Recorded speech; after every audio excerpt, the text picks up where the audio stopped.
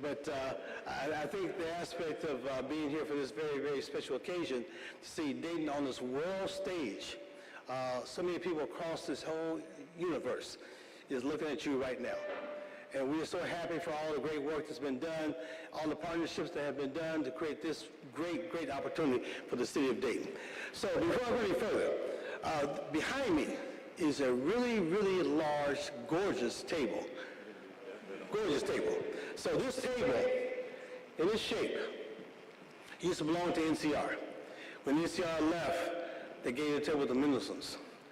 Mendelssohn's then gave this table to Universal Credit Union. They did some work with it as well to do some restoration work as well. Additionally, this was loaned to us for this particular purpose, just for this purpose. The shape of the table is extremely, extremely important. Many of you may remember, going way back, the time that the Vietnam War was ending. The last 6 months, they decided to have peace talks. But they could not decide on the shape of the table. Ultimately, I think they had like a oval table to make sure that no individual or no group, no country had a particular advantage to go through that process.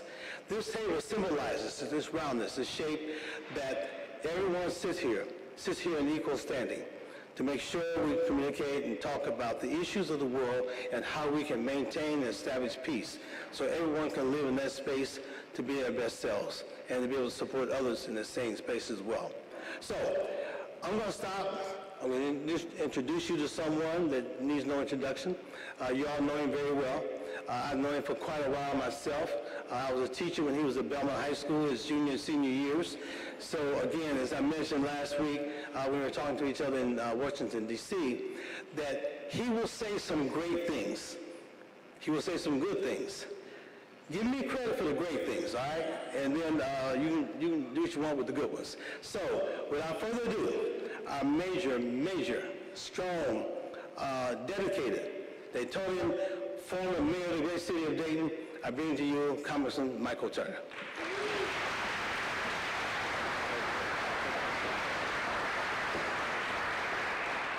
Thank you, Mayor, and thank you for your leadership. Thank you for your hospitality. Thank you for welcoming us, and thank you for your leadership that has helped bring the NATO Parliamentary Assembly here.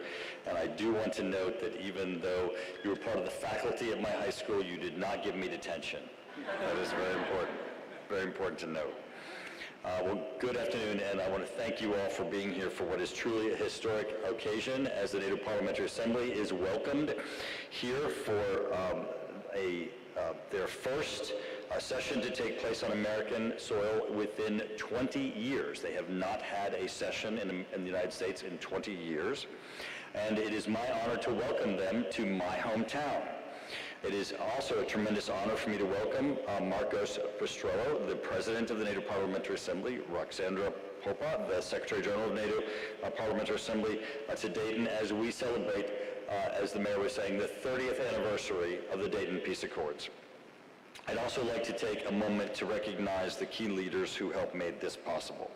Of course, Dayton Mayor Jeffrey Mims, the Dayton Live President and CEO Gabrielle Van Alst, thank you for being here and for your hosting this and for all of your leadership.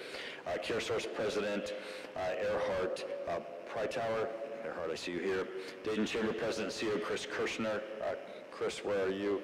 Thank you, and thank you for all you've done, and you'll be hosting us again later at the Dayton Art Institute. Destination Dayton President and CEO Jackie Powell.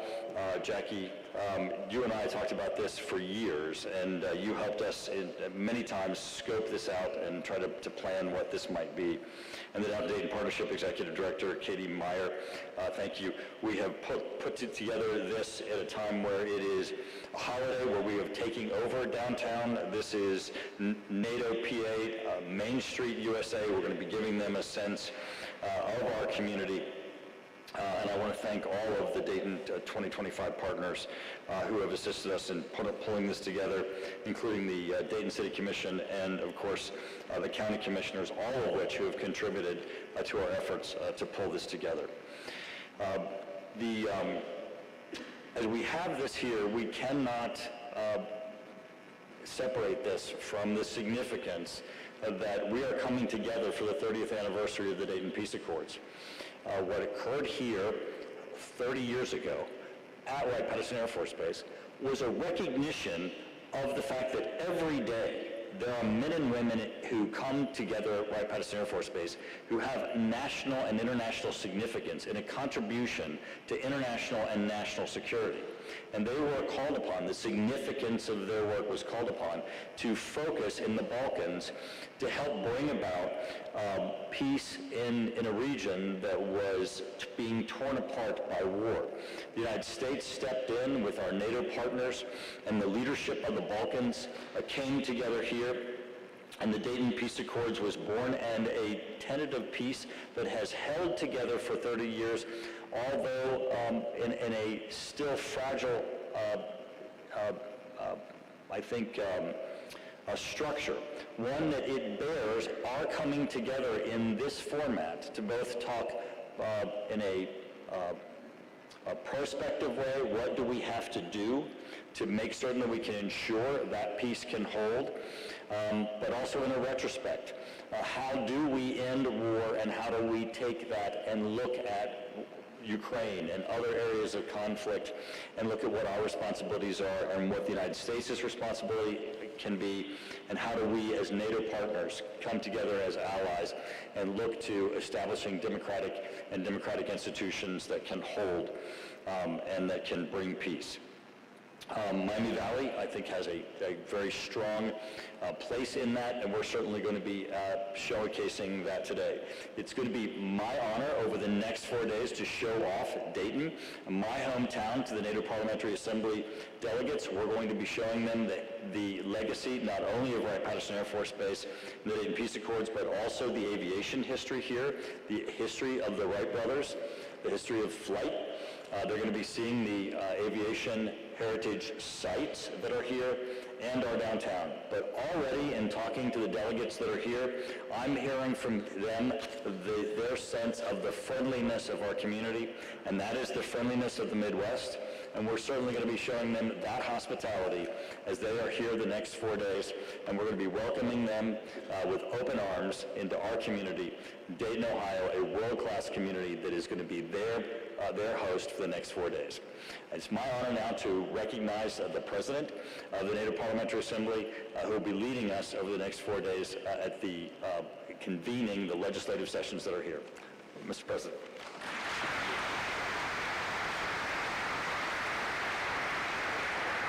Thank you, Mike. We are waiting for that show, and I think that the smile on your face shows the confidence that the show will be good. Well, good afternoon, all of you. Let me start by thanking our hosts, Congressman Turner and Mayor Mims, for inviting the Assembly for Dayton. I know that the whole Dayton community has been involved in preparations, and I want to thank everyone for making us feel so welcome.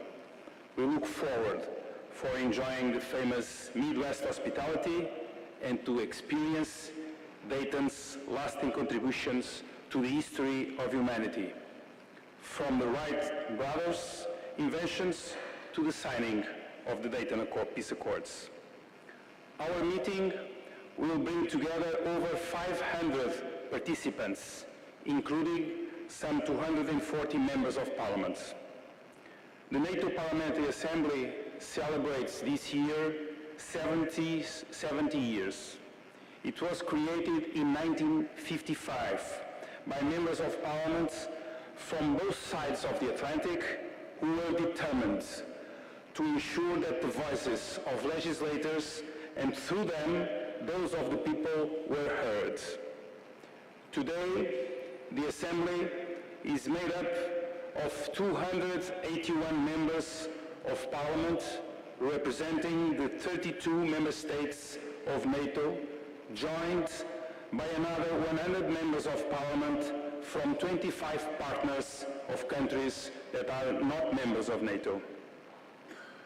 Through meetings like the one here in Dayton, the Assembly fosters transatlantic dialogue and cohesion, provides an essential link between NATO and the parliaments and citizens of NATO nations, helps shape NATO policies and explain the alliance's fundamental role as the cornerstone of Europe and North America's security.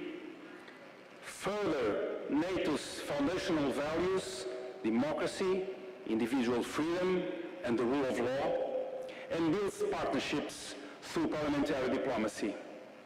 The Assembly influence is only as great as its members' commitment to delivering on its aims and mission, and within the Assembly, as well as back home, in their capitals, districts, and communities. In this regard, I want to pay tribute to Congressman Turner and to his colleagues on the strong bipartisan U.S. delegation to the NATO Parliamentary Assembly. They are extraordinary leaders within the NATO PA, working to ensure that through NATO, North America and Europe are stronger and better able to defend our citizens and our democratic way of life. Let me now say a few words about what is on our agenda for these days.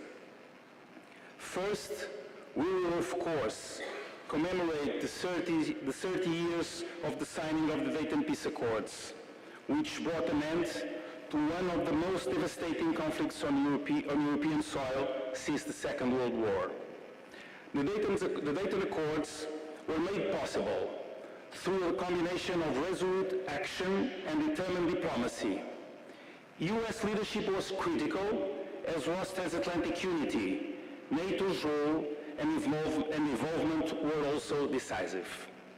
The Dayton Peace Accords remain today an essential foundation for stability on Bosnia and Herzegovina and the Western Balkans. Over the course of this weekend, we will also adopt our recommendations for the upcoming summits of NATO heads of state and government, which will be held in the Netherlands in just 5 weeks. The summit must strengthen and rebalance NATO so that it remains the essential bulwark keeping the citizens of Europe and North America safe. To do this, first, we must shift the transatlantic burden and responsibilities within NATO, adopt a new defense spending target well beyond 2% of GDP, urgently develop our industrial base, and take back the lead in new technologies. Second, we must increase our resilience and better counterattacks against the foundations of our societies and against the rules-based international order by autocrats sitting in Moscow, Beijing, Tehran, or elsewhere. The summit must showcase our unity and resolve. The third and last main theme of this session is Ukraine. We will reaffirm our Assembly's unwavering support for Ukraine's independence, sovereignty, territorial integrity, right to self-defense, and self-determination, including NATO membership. We support all efforts to bring the war to an end. We commend the United States leadership and commend Ukraine for demonstrating time and again its full commitment. The United States can count on its allies to work together, hand in hand, and with Ukraine to build a just and lasting peace. The only road to peace is through strength, because how this war ends will define the world we and our children live in. The outcome of any negotiation will set the precedent for global security. Thank you.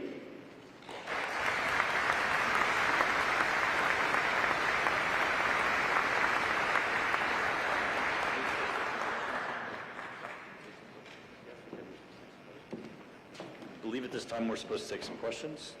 A few? Yes. Congressman, this also comes at a time when there's obviously tension between NATO and the United States. How do you see this assembly helping with some of that?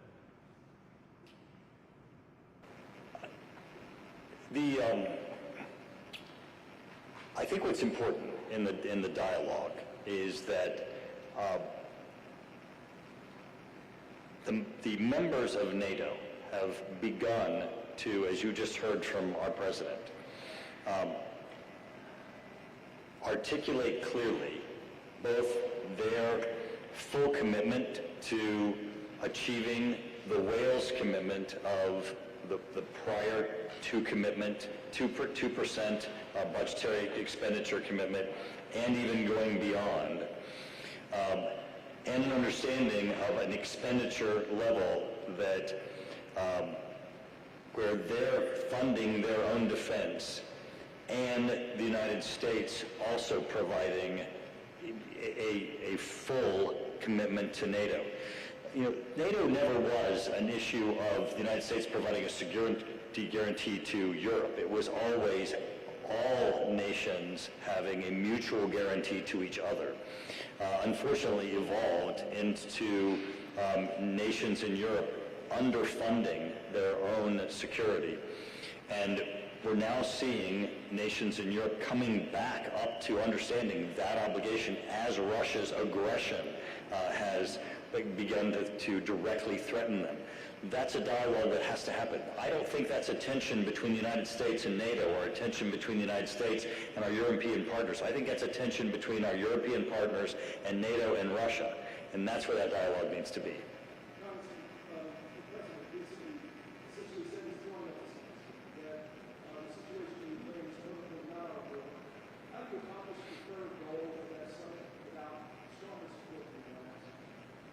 Well, I don't think he actually said that. I mean, I think there are reports of that. I don't think you have this president actually say that. The president actually has made a full commitment to Ukraine and a full commitment to bringing peace to this conflict. I mean, it's a passion of his. When he speaks of the conflict, he speaks of the loss of life, of the travesty of this war. I think we all understand that this needs to come to an end. The loss of life, the risk to Europe, the risk to Ukraine.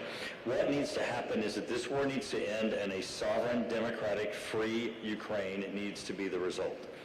And that needs to be achieved through Europe, NATO, and the United States joining together and ensuring a strong Ukraine and a very motivated Russia to come to the bargaining table, and I think we're going to see that.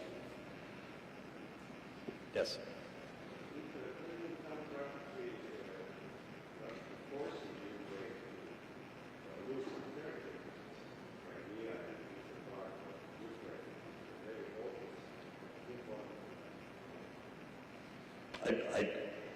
I don't think that's an accurate characterization, first off, and I think we have to go through the process of negotiations.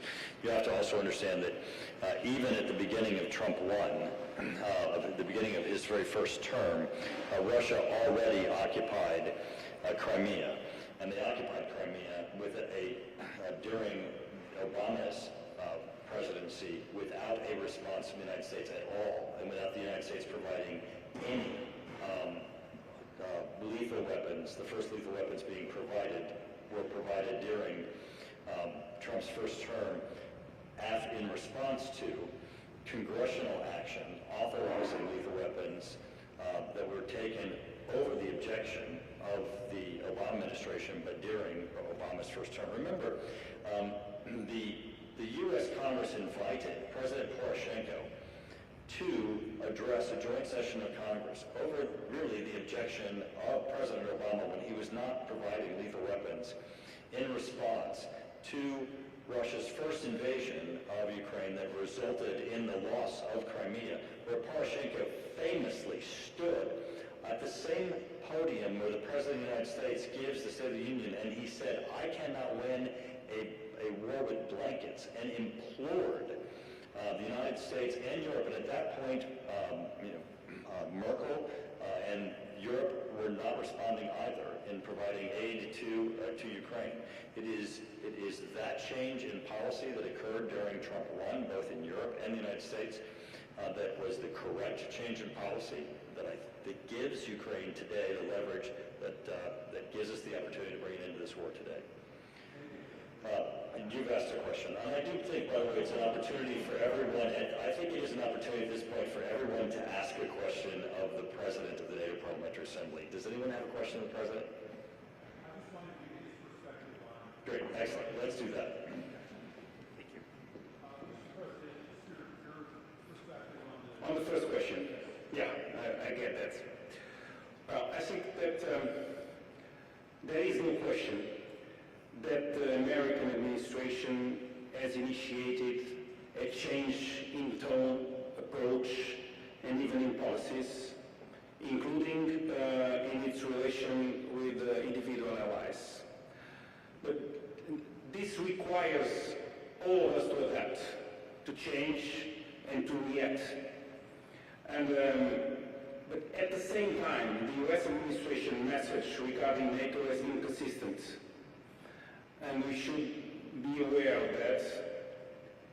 And what seems to us is that the administration wants a stronger NATO.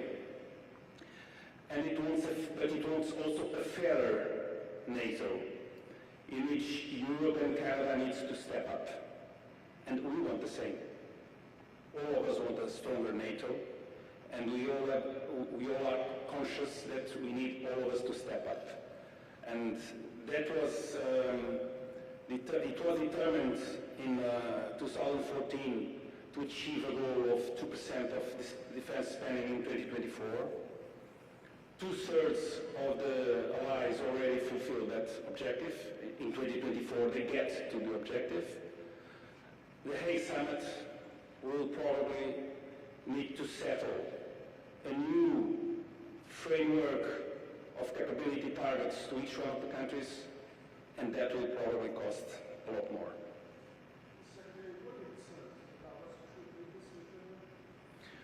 Well, I think all of us are concerned with the threat of Russia, and that also shows that when President Putin declares that he wants to start peace negotiations, all the signs, all the moves he makes are on the contrary side.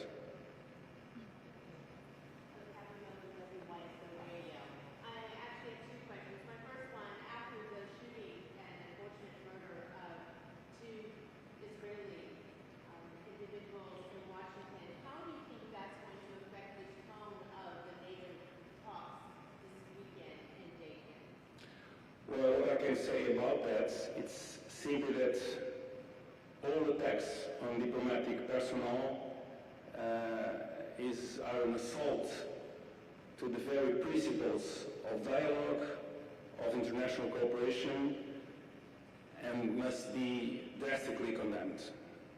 And my second question, what do you believe is the role of women at peace tables, in peace negotiations globally? Should that be advocated more or?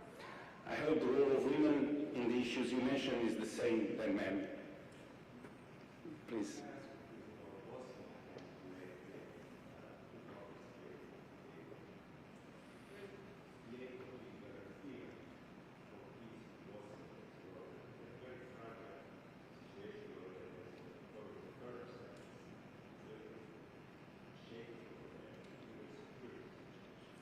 Well, NATO, it was a guarantee in the past. NATO was fundamental on the Dayton peace accords that put an end to the war in Bosnia and Herzegovina. And NATO is still relevant on the kept of the peace in that area of Europe.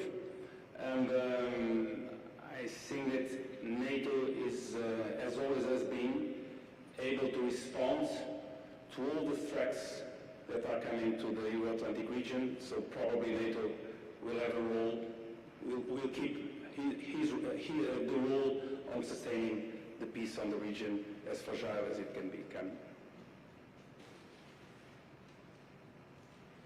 No more questions? Yes, sir. A quick question to the mayor. Of course. Just talking about, you talked for a minute about security and the security preparations, and then you're walking around seeing 10 different departments represented from around. Can you talk just a little bit Yes. about how secure and how much work really is making this area secure? Yeah, first of all, It is a signal of the collaboration that we have with our peace forces that are around the region. So clearly you said it's not just Dayton, but it's all those police forces, of course led by our Chief Axel and Deputy Chief Henderson. Please stand. I want people to see you guys as well.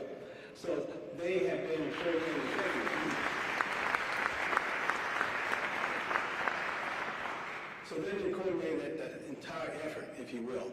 The aspect of some of the tragedies that we've experienced over the last maybe 7 to 8 years ago, a tornado, KKK visit, shooting in the Oregon district.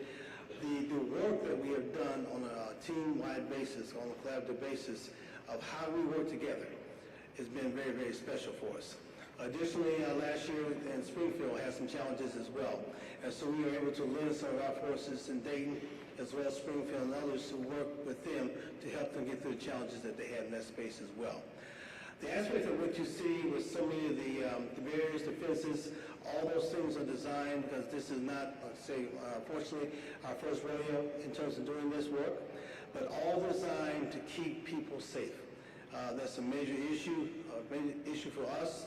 It's a major issue for all the visitors that we have as well. And when you look at the fencing, look at the barriers, and look at the type of routing system that we have, we've also created space for those who maybe not agree with us being here. So we have a space for them to have their legal and rightful place for their protests. So all those things have been taken into consideration, and I'm really proud of the great work that they've been able to do. Thank you for your question.